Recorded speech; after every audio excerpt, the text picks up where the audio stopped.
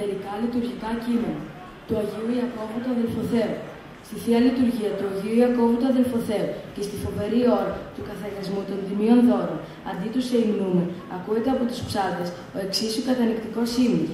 Ο γάρ λαός σου και η εκκλησία σου οικετεύους είσαι. Του Αγίου και Μεγάλου Βασιλείου. Στην ακολουθία της Θείας Μεταλήψεως, η πρώτη και δεύτερη ευχή θεωρούνται του Μεγάλου Βασιλείου. Διαβάζουμε ένα απόσπασμα. Είδα, Κύριε, ότι αναξίως μεταλαμβάνω του αχράτου σου σώματος και του τιμίου σου αίματος, και ένοχος ημί, και κρίμα εμαυτό αστείο και πίνω. Μη διακρίνω το σώμα και αίμα, σου του Χριστού και Θεού μου, αλλά της εκτιρμής σου θαρών, προσέρχομαι εσύ το υπότιτλο.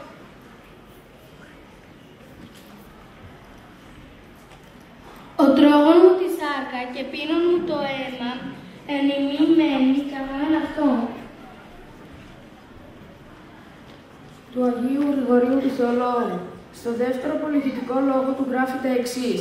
Ο λειτουργός ιερέας βρίσκεται στη γη, κινείται στον ουρανό, στέκεται μαζί με τους Αγίους Αγγέλους, εξολογεί το Θεό με τους Αρχαγγέλους, λειτουργεί με τον Χριστό.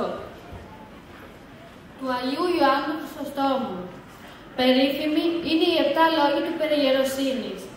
Γράφει λοιπόν.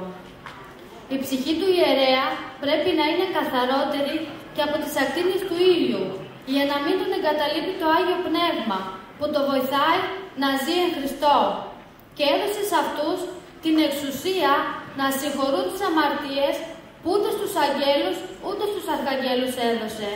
Γι' αυτό να προλάβουμε να περάσουμε τη ζωή μας διαμετανοίας και εξομολογήσεως και ποτέ να μην πλησικακούμε με τους πλησίον μας.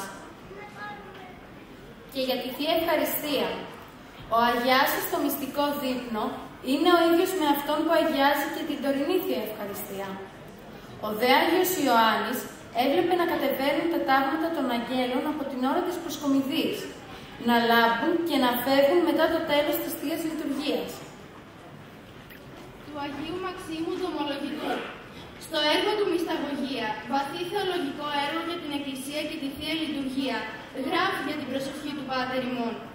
Η Πανάγια και σεβαστή επίκληση του Μεγάλου και Μακάριου Θεού και Πατέρα αποτελεί σύμβολο της υιοθεσίας που θα μας παραχωρηθεί ως δωρεά και χάρισμα του Αγίου Πνεύματος.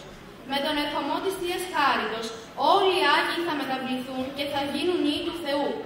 Όσοι από εδώ κιόλας εστόλισαν με τις αρετές τον εαυτό τους. Σε αυτό το σκοπό αποβλέπουν τα κατηχητικά σχολεία και εν γέννη η χριστιανική ζωή. Να γίνουμε όλοι παιδιά του Θεού. Του Αγίου Νεκταρίου Πενταπόλεως. Στο έργο του «Περί Θείων Μυστηρίων» γράφει ότι αυτά μεταδίδουν υπό αισθητά σημεία μυστικώς τις δωρεές του Αγίου Πνεύματος. Όμως το παραδοθέν από τον Κύριο μυστήριο της Θείας Ευχαριστίας είναι το ανώτερο όλων των μυστηρίων, που η σοφία και η αγάπη του Θεού χάριζε στους ανθρώπους. Είναι το θαύμα των θαυμάτων και το μυστήριο των μυστηρίων. Του Αγίου και Μεγάλου Αθανασίου. Ο Άγιος, ερμηνεύων των έκτων ψαλμών και μάλιστα την επιγραφή του που λέγει «Εις το τέλος, εν ύμνης, υπέρ της ογδόης».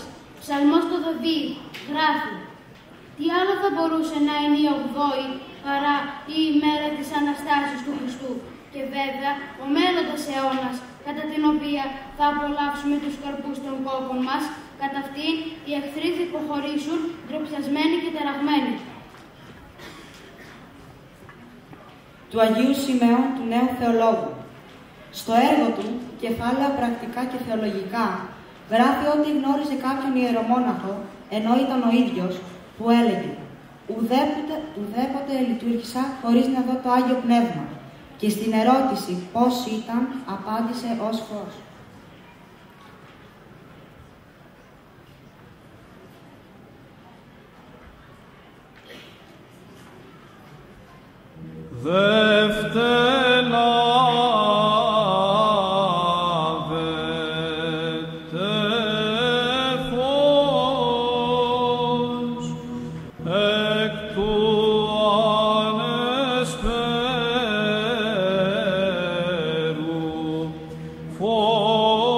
Φωτός και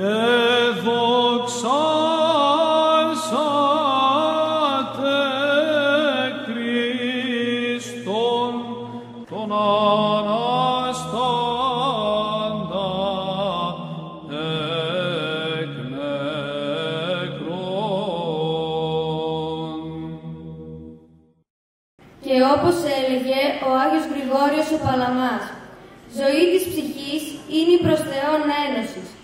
Ήθε σεβασμιότατε, δια των ευχών σας, να το επιτύχουμε αυτό όλοι μας. Προς δόξα του Πατρός και του Υιού και του Αγίου Πνεύματος, εις τους αιώνας των αιώνων. Αμήν.